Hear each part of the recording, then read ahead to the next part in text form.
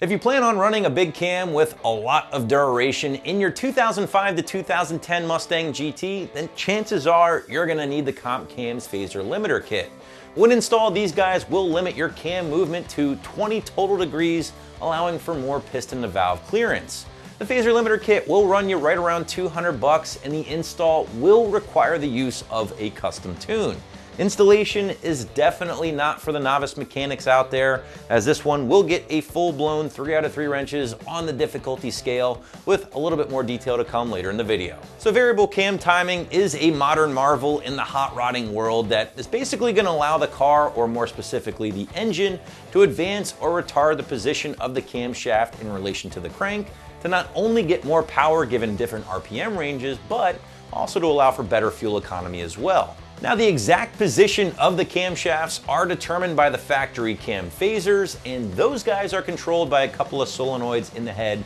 that regulate oil pressure in and out, ultimately retarding the camshafts by up to 60 crank degrees. Now, the problem with this is that the piston to valve clearance gets really tight, even with those relatively mild factory camshafts in place in such a wide range of movement. Now factor in a bigger camshaft with a bunch of overlap, and well, you would have some piston to valve interference, and that's not fun. And that's ultimately where these limiters from Comp Cams come into play. The Comp Limiter Kit is going to replace the backing plate on the factory cam phaser, and these little arms right here are essentially going to limit the movement of the cams to no more than 20 degrees at any given time. Now this way, when you do run a big cam with a lot of duration, like the Mother Thumpers for instance, which I think off the top of my head are 234 and 254 at 50 respectively, you're not gonna have to worry about any piston to valve contact, but at the same time, you still can take advantage of some cam timing tweaks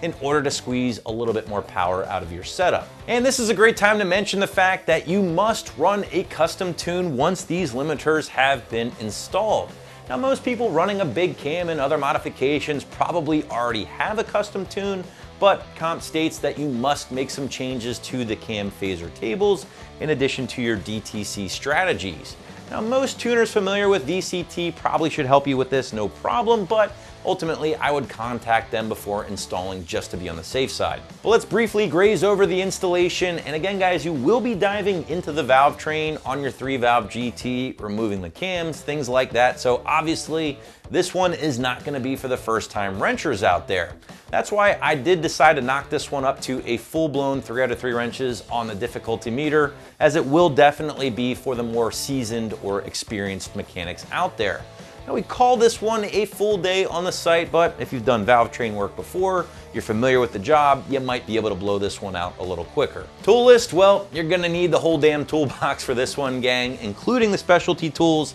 that Comp does include with their limiter kit. Now, I'm not gonna go step by step here because it would be a rather lengthy video, but keep in mind you will need to remove the cam position sensor before removing the camshafts themselves. You'll also need to disassemble your factory phasers before installing the limiter kit from Comp. Again, this is a very tedious and very difficult install that should only be completed by experienced wrenchers out there. Wrapping this one up, if you plan on running big cams with a lot of duration in your 3-valve, you'll definitely want to check out the Comp Cam's Phaser Limiter Kit right here at AmericanMuscle.com.